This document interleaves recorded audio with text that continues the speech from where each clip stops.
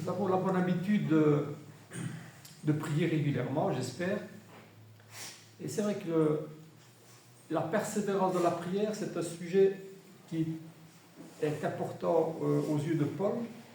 Il encourage, il exhorte souvent à prendre conscience de l'importance de la prière d'abord. Et un exemple en est dans Colossiens, je vais lire 2-3 versets. En Colossiens chapitre 4, il exhorte un peu qu'est-ce que c'est la vie chrétienne. Qu'est-ce que c'est la vie pour le chrétien. Et le sujet de la prière, c'est une part importante ça devrait être une part importante de sa vie. Pour rester en communication, justement, avec celui qu'il prétend suivre et obéir.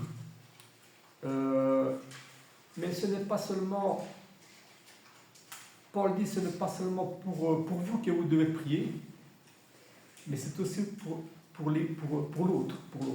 C'est un signe d'amour finalement pour notre prochain que de prier pour l'autre. Et donc, je vais lire 2-3 versets en Colossiens, chapitre 4, les versets 2 à 6. Parce que dans ces 4 versets-là, il donne des conseils de vie pour le chrétien, et il commence justement par le sujet de la prière. Et il dit au verset 2 du chapitre 4 de Colossiens, « Persévérez dans la prière. Persévérez dans la prière. Veillez-y avec action de grâce. Priez en même temps pour nous, afin que Dieu nous ouvre une porte pour la parole, en sorte que je puisse annoncer le mystère de Christ, pour lequel je suis dans les chaînes, et de faire connaître comme je dois parler. » Ça, c'est la première partie. Ici, le souci de Paul, c'est de faire comprendre à ses frères et sœurs, à l'Église, que la prière est une puissance. Et le souci de Paul, ce n'est pas tellement pour lui-même. Il est dans les chaînes, il le dit, pour lequel je suis dans les chaînes. Mais dans cet amour qu'il a pour l'Église et pour ses frères et sœurs, le premier souci qu'il a, c'est de faire connaître cette parole au plus grand nombre, pour lequel il a été féministe. Parce que dans le premier verset de Colossiens, il dit « Je suis apôtre par la volonté de Dieu ». Et ça, il a compris ça. Ce ministère que Dieu lui a confié, eh bien, il veut le respecter à 100% et le mettre en priorité, au-dessus de la pyramide. Et c'est pour ça qu'il dit « Persévérer dans la prière » et non pas pour moi, mais priez pour moi, afin que Dieu m'ouvre les portes, pour que je peux avoir le maximum d'occasions possibles pour partager cette bonne parole qui est la clé de la vie éternelle. Et ça, ce ministère, il le prend vraiment au premier degré dans sa vie personnelle. Et il dit, c'est important que vous-même, vous priez pour ça. Est-ce qu'on est conscient, nous, que lorsqu'on prie aussi pour différents sujets, et c'est bien, eh bien la prière vraiment est une puissance. La prière est une puissance. Et ce souci qu'il a de partager, de faire connaître la parole, ce ministère que Dieu lui a donné, il le répète en Éphésiens. En Éphésiens chapitre 6, versets 18 et 20, il dit plus ou moins la même chose.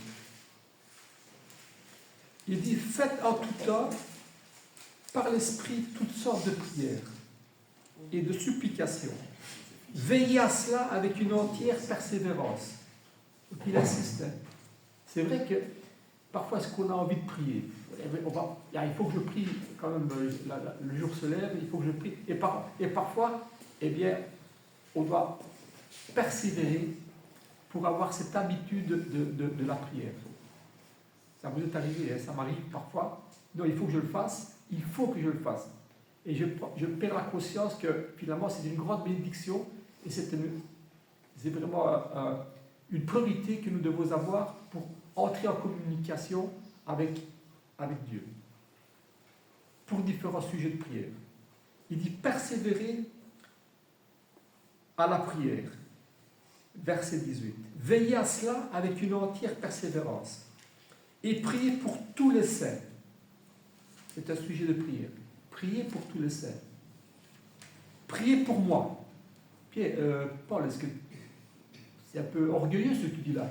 Eh bien non, parce qu'il va expliquer pourquoi prier pour moi.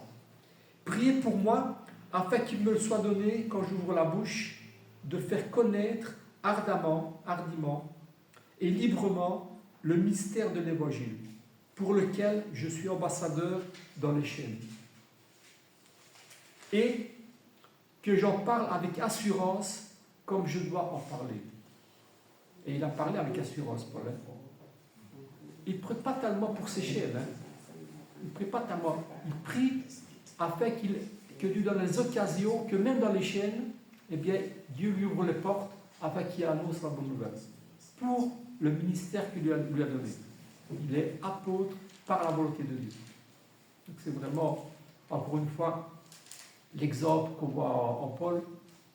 Prier ardemment, persévérer de la prière pour différents sujets. Nous prions pour des sujets qui sont valables, bien sûr. Mais le souci de Paul, en tout cas lui, dans son amour pour son prochain et pour l'Église, et son amour pour Dieu, était que la priorité était que Dieu lui ouvre les portes. Alors la parole, afin que Dieu me donne des occasions, que j'ouvre la bouche pour annoncer la parole. Eh bien, alors vous pourriez, mais Paul c'est Paul. Paul c'est Paul. Moi je ne sais pas prêcher. Moi je ne sais pas ouvrir la bouche pour... c'est difficile. La communication, et puis on se trouve toutes sortes de prétextes parfois pour soulager notre conscience. Et puis il va plus loin, là c'est le verset après. Parce qu'en Colossiens chapitre 4, lorsqu'il dit donc persévérez dans la prière, veillez-y avec action de grâce, afin que Dieu me donne des occasions, etc. Et puis au verset suivant, il dit, et là ça nous concerne, et ça concerne tout le monde aussi, il dit que votre parole, il y a la parole que moi j'annonce, dit Paul, mais vous, qui que vous soyez dans l'Église, du petit au plus grand, vous parlez tous les jours. Peut-être pas dans l'Église, peut-être avec un voisin, peut-être au travail, peut-être avec votre famille, peut-être, etc. Et dit, vous, que votre parole soit toujours accompagnée de grâce, assaisonnée de sel, afin que vous sachiez comment il faut répondre à chacun. Et là, on ne peut pas dire ça ne me concerne pas, hein, parce que tout le jour on ouvre sa bouche. Tout le jour on ouvre sa bouche pour citer des phrases, des mots, et parfois elles sont bonnes, parfois elles sont mauvaises. Et on connaît cette illustration-là, hein, que vos paroles, quelles qu'elles soient accompagnées de grâce, assaisonnées de sel, afin que vous sachiez comment il faut répondre à chacun. Ça mérite un petit peu de réfléchir sur ce petit verset 6.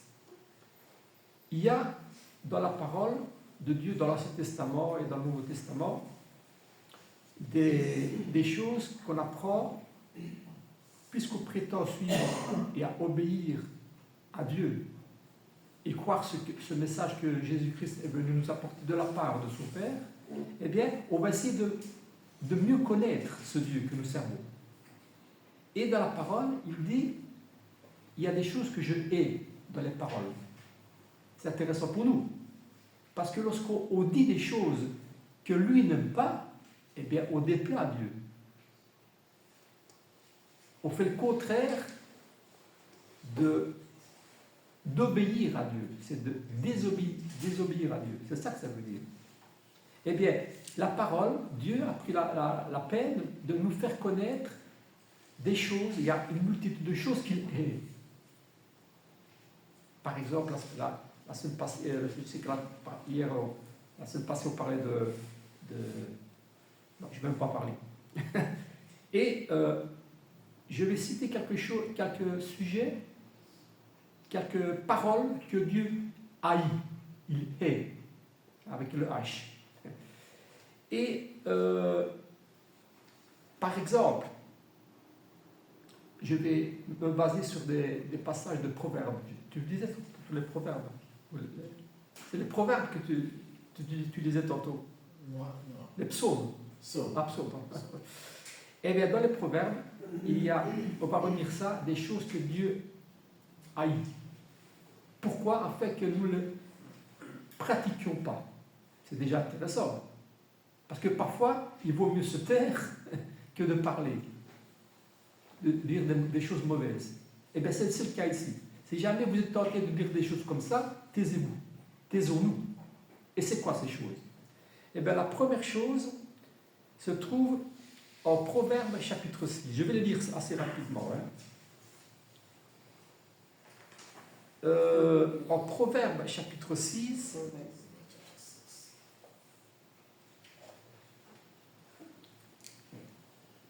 les versets 16 et 17. Il dit, il y a 6 choses que hait l'Éternel. Il y a 6 choses que hait l'Éternel. Et puis il dit, il y en a même 7 qu'il haït et qu'il a en horreur. Les yeux hautais, la langue menteuse. Eh bien, on a presque l'habitude de mentir dans la vie. Ben, sachez que les mensonges sont en horreur à l'Éternel. Est-ce que c'est pas dit, bon, faites attention parce que c'est pas très bien de mentir. Eh bien, Dieu haït les mensonges. Et un peu plus loin, au verset 19, il dit, les faux témoins sont aussi haïs par l'Éternel. Les faux témoins qui disent des mensonges. Parfois, nous sommes appelés à être témoins. Eh bien, nous devons avoir le souci de dire la vérité. Parce que chaque fois comment, eh bien, en tant que témoin ou en tant que, soi-disant, lorsque nous disons simplement des paroles, eh bien, les mensonges sont en horreur à l'Éternel. Et c'est marrant parce que sur ces 7 choses, il va citer 7 choses. Il y en a 2 qui concernent la langue et les paroles qui sortent de notre bouche. Le premier et le dernier. Le deuxième et le dernier. C'est pour ça qu'il dit 6 et même 7.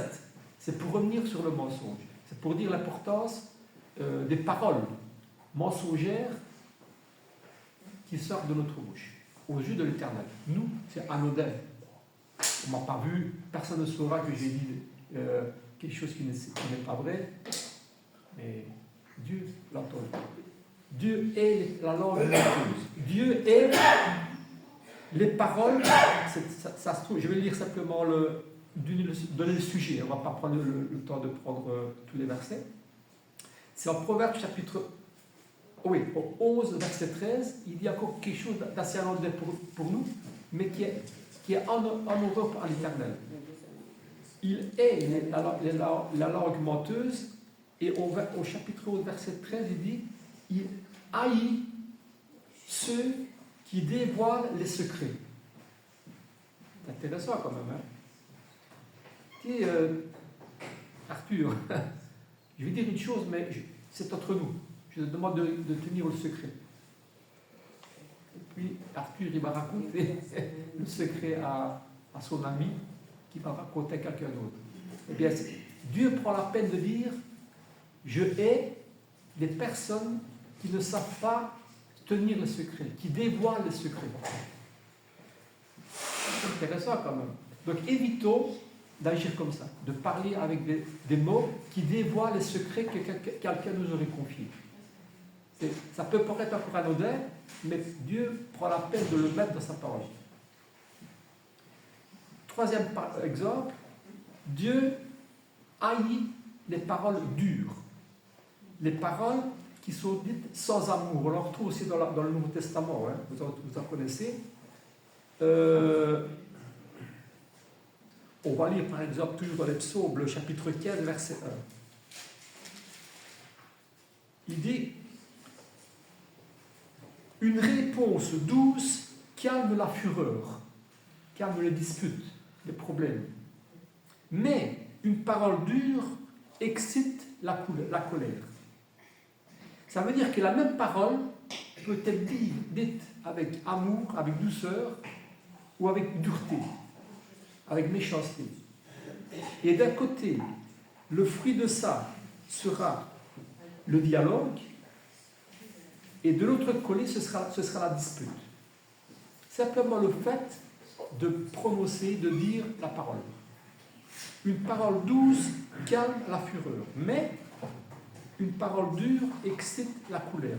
Peut-être pour dire le même message, mais c'est dit d'une façon différente. Un peu plus loin, il dit la langue douce est un arbre de vie, verset 4. Mais la langue perverse brise l'âme. Il y a plein de versets qui parlent de ça. Au chapitre 18, verset 6, il dit « Les lèvres de l'insensé se mêlent aux querelles,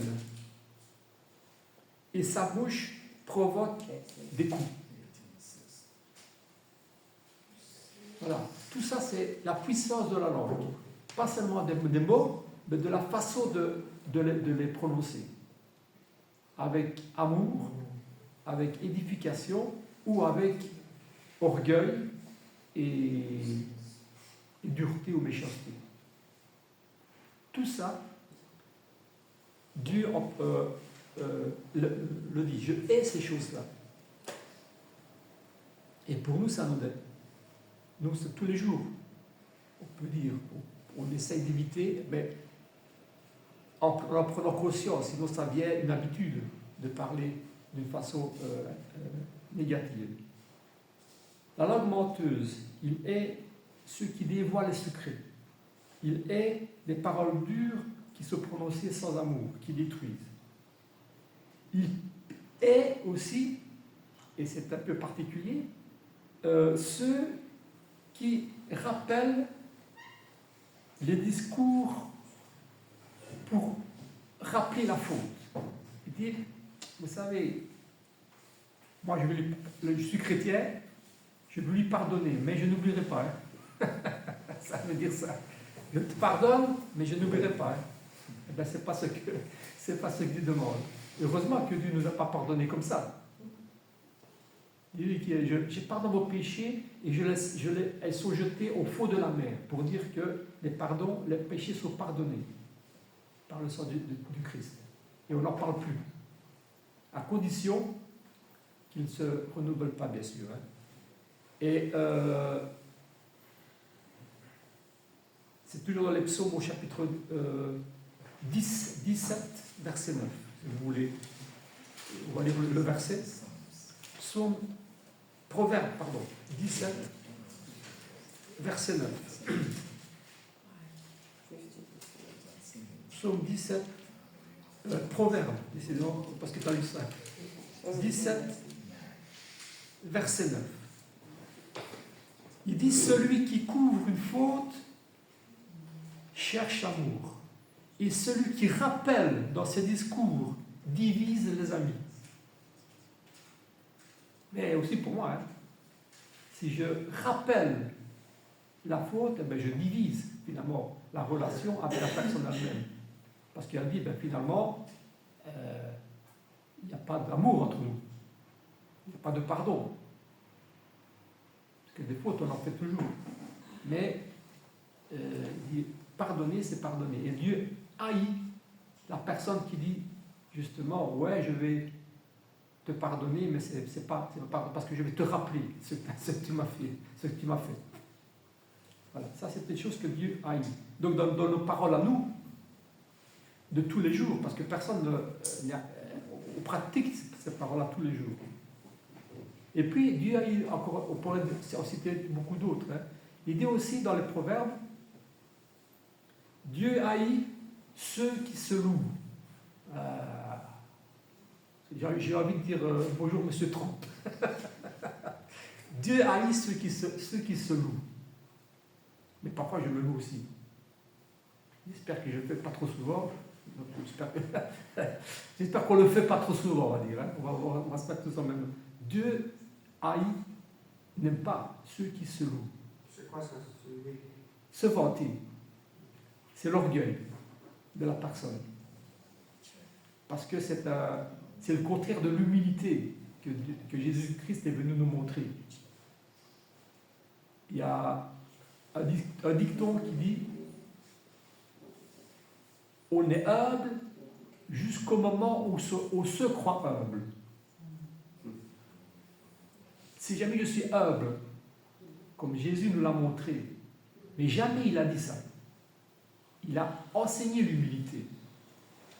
Il n'a jamais s'est enorgueilli de son humilité. Que du contraire, il a montré le service. Hein? Et l'abaissement. C'est ça qu'il a montré dans sa vie. Et nous, c'est pareil.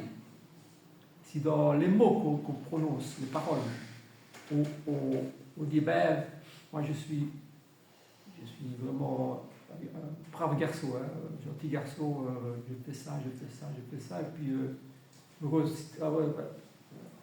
au moins dans notre orgueil, eh bien, Dieu n'aime pas beaucoup ça. Dans les paroles qu'on a prononcées, c'est la pratique de l'humilité, mais ce n'est pas le contraire. C'est pas des paroles qui montrent plutôt notre orgueil que l'humilité. Et ça, c'est une chose que la parole dit. Parce que dans le psaume, Proverbe 27, enfin, on va lire simplement, 27 verset 2, il dit qu'un autre te loue et non ta bouche. Un étranger et pas tes lèvres. C'est un beau verset ça. Qu'un autre te loue. Ah, ben oui. Si jamais je dis cet homme-là, je l'apprécie, ou cette femme-là, je l'apprécie parce que c'est une femme humble. Ses paroles démontrent son humilité, son amour, son service. Mais ce n'est pas elle qui dit ça. C'est de l'extérieur, on estime cette personne-là. Mais ce n'est pas elle qui le dit. Si elle dit, regardez-moi, hein, parce que fais comme moi, parce que regarde ce que je fais, regarde ce que je dis. Et ça là. Donc qu'un autre te loue et non ta bouche. Qu'un étranger te loue, mais pas tes lèvres. Proverbe 27, verset 2. Alors, ça c'est tout ce que Dieu n'aime pas, mais aussi il aime bien des choses. Heureusement, sinon on va fermer sa bouche, on ne parle plus. Les muets sont privilégiés. Non, nous devons ouvrir la bouche. Comme Paul, il dit, priez pour moi. Et lui, sa priorité, c'était justement d'annoncer la parole de Dieu comme il a été choisi pour ça. Mais, lorsqu'on ouvre on ouvre la bouche tous les jours, on va se lever tout à l'heure, on va parler ensemble. Vous allez tout à l'heure parler, vous n'allez pas rester sans parler. Eh bien, il y a encore cette image que j'avais présentée une fois, qui est, et malheureusement, ça c'est le dicton, il faut prendre le temps de peser les mots qui sortent de notre bouche. Et ça, c'est le problème aussi.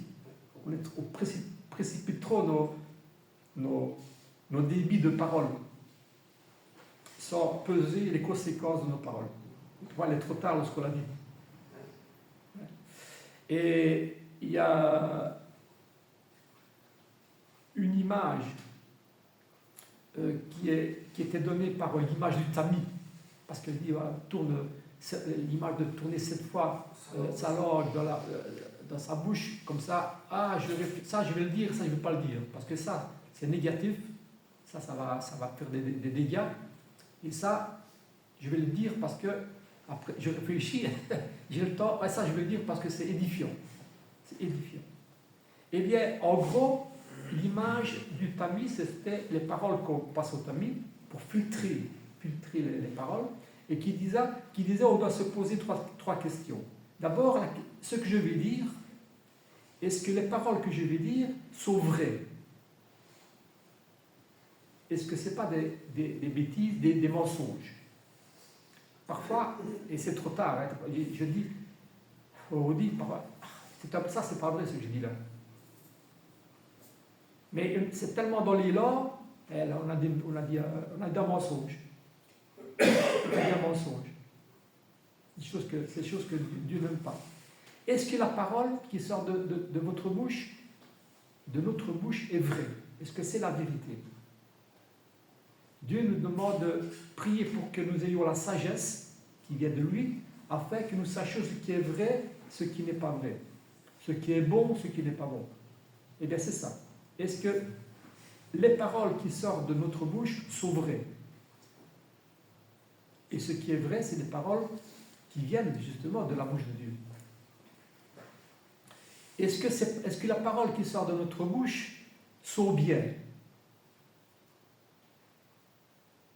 Bien, ça veut dire combien de fois dans le Nouveau Testament il dit que ce soit pour la parole en langue, que ce soit pour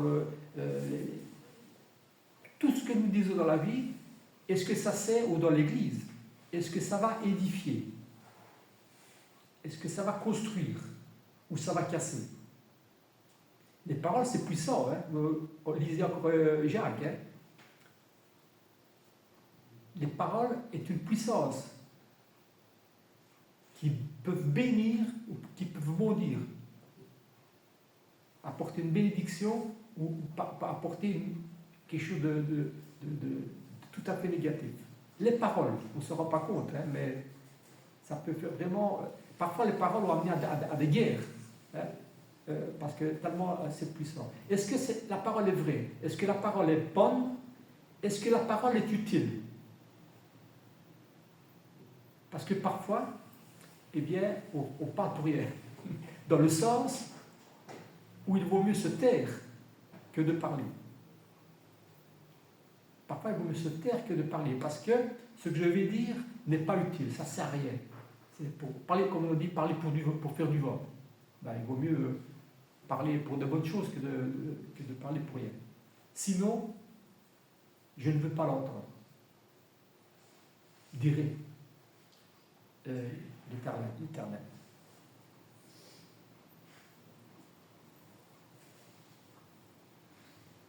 Il y a dans la notion de vérité que nos paroles soient vraies. Dans les Actes chapitre 26, Actes chapitre 26, tu vas comme dans deux versets du Nouveau Testament, Actes verset 26, chapitre 26, les versets 24 à 26.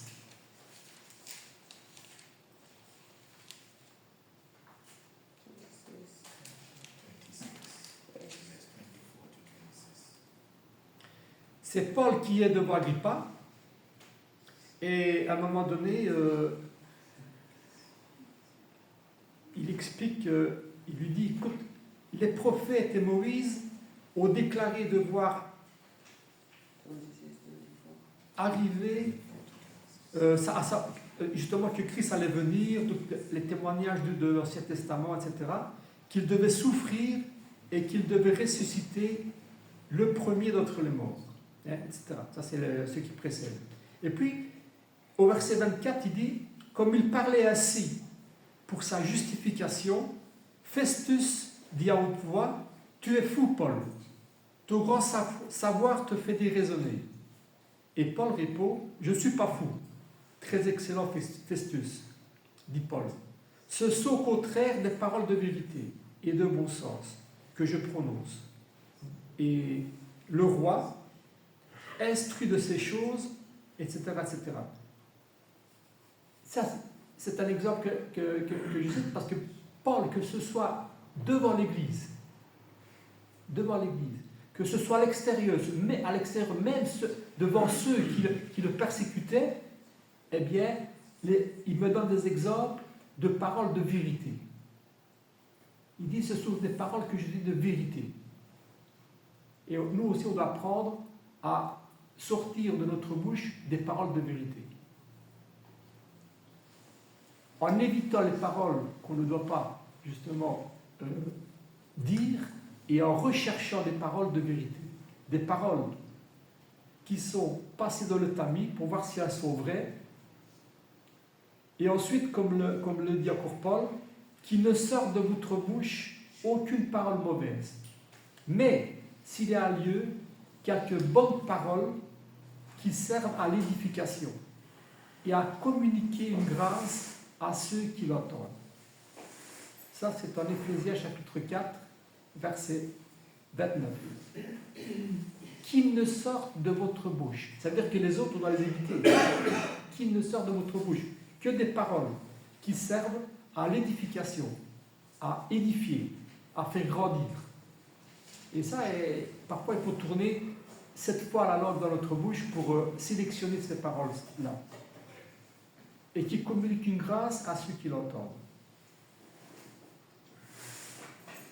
Et il y a cette belle parole, je terminerai par là, cette belle parole de Pierre aussi, dans la première épître de Pierre, chapitre 4, au verset 11, où il dit « Si quelqu'un parle, que ce soit comme annonçant les oracles de Dieu. Si quelqu'un remplit un ministère, qu'il le remplisse avec force et communique justement cette grâce à ceux qui l'entendent, afin que Dieu soit glorifié par Jésus-Christ, à qui appartiennent la gloire, la puissance au siècle des siècles. » Voilà, donc on pourrait encore prendre d'autres versets. Le but, c'était simplement de prendre conscience de la puissance des paroles. La puissance des paroles qui sort de notre bouche.